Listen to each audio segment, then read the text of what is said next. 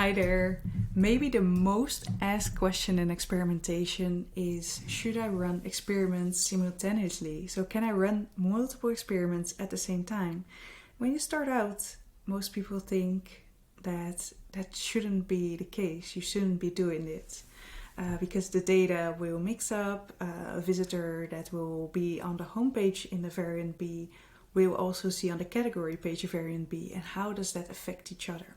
First of all, sure, it can affect each other, but interaction effects are very rare. There is a lot of research done in this, and most of the time there are actually no interaction effects. So that's the first thing.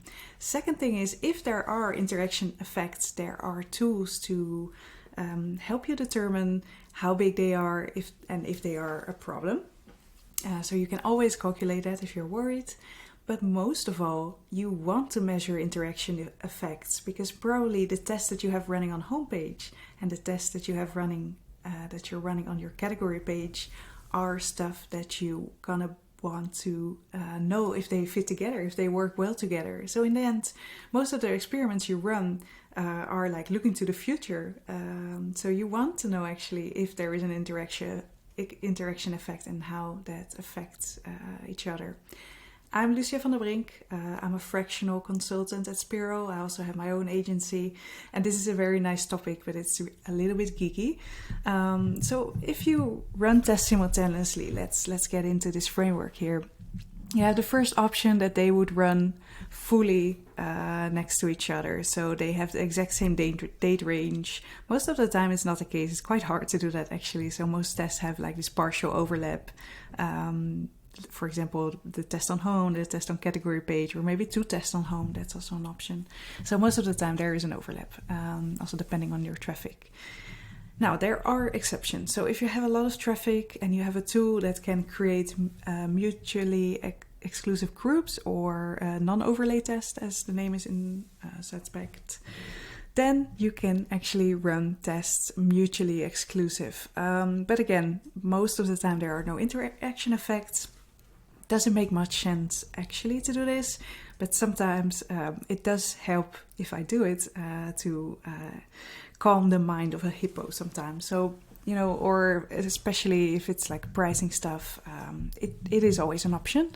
Then something else you can do is, if that's not the way you want to go, you could always create an extra variant in your test, which mixes up maybe multiple tests together.